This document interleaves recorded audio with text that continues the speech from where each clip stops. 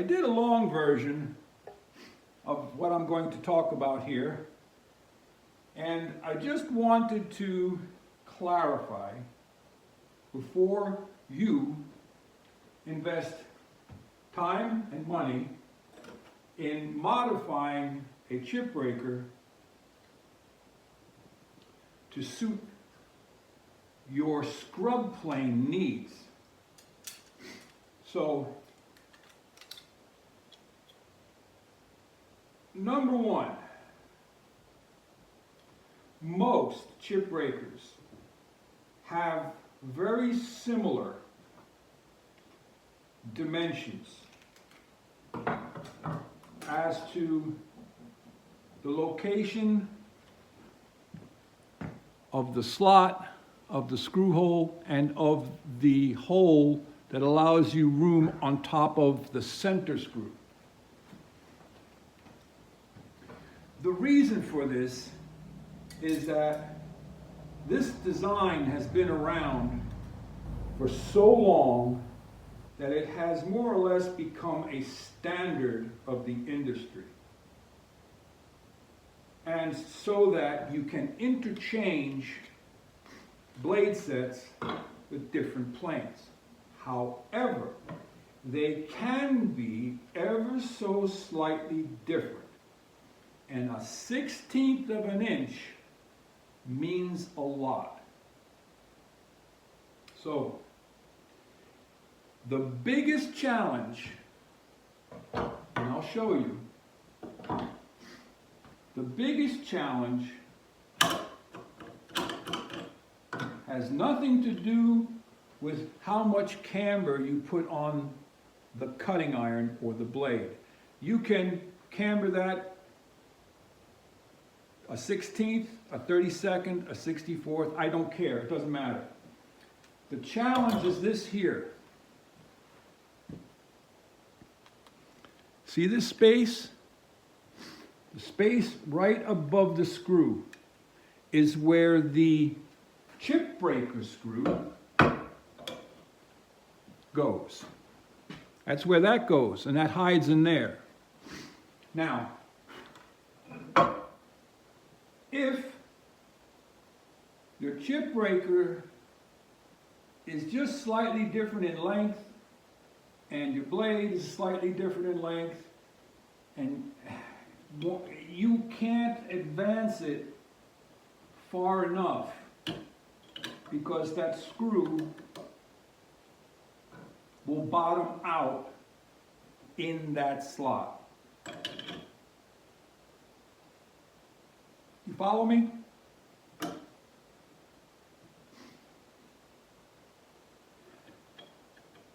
I just wanted to clarify my position on this, that this is an experiment, and I'm not recommending you do any of this.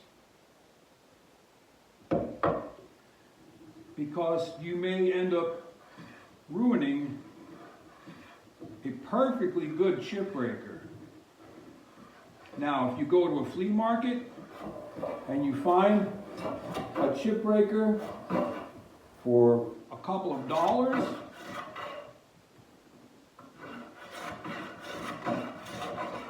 and it happens to be the right size for your plane,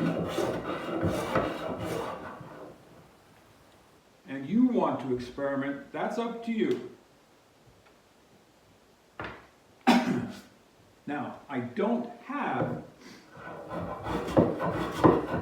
a modern chip breaker to experiment with.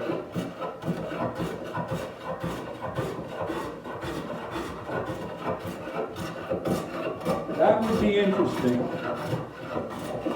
But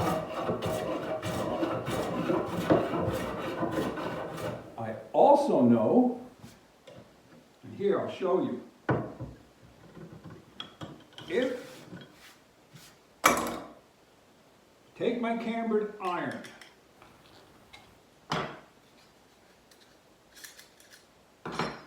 putting away the cambered chip breaker, and I take my original chip breaker to this plane,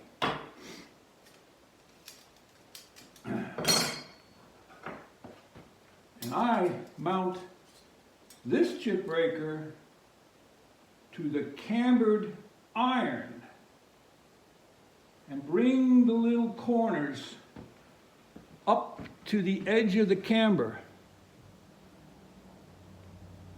I mean, technically you can even go past ever so slightly, but let's say we just go to the edge of the camber, like that. This will still work.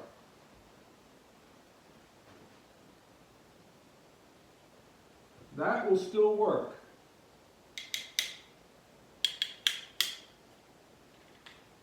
The only difference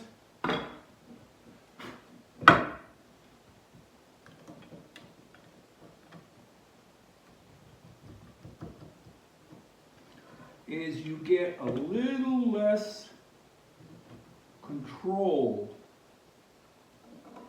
of tear up.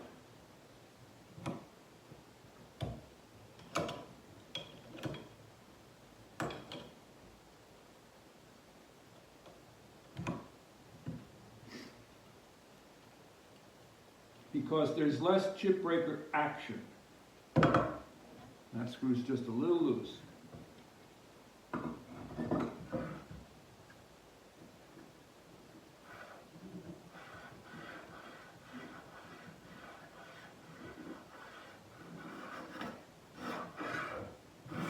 But it still works.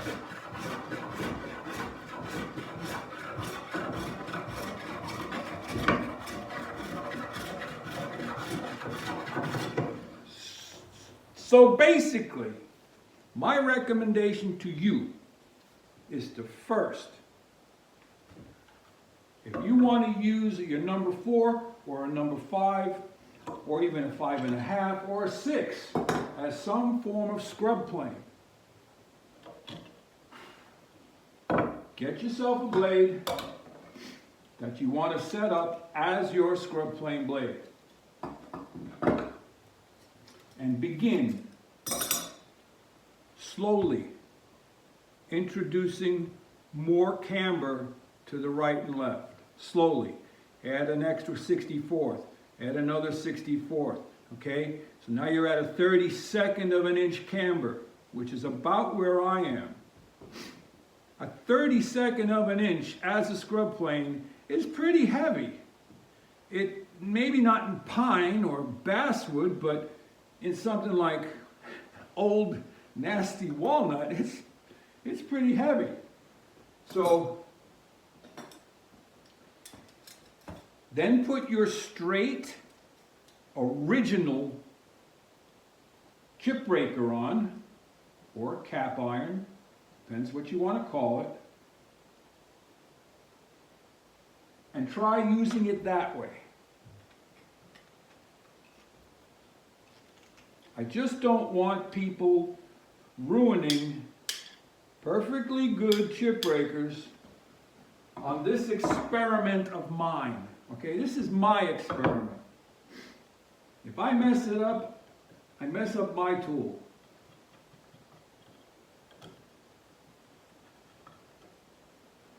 I'm not messing up your tool.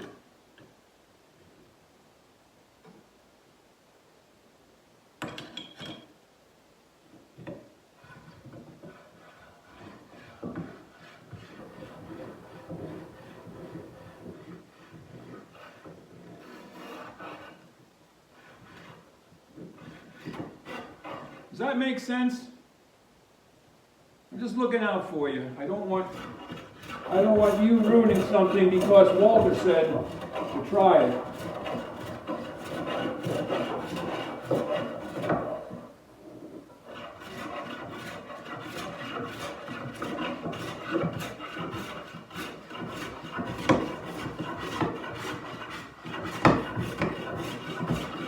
I mean, it is working. There's so many variables that everything has to just line up just right. So that's about it for this one. Head out to your shop. Go make fistfuls of shavings. Like, subscribe, and share. Walter out.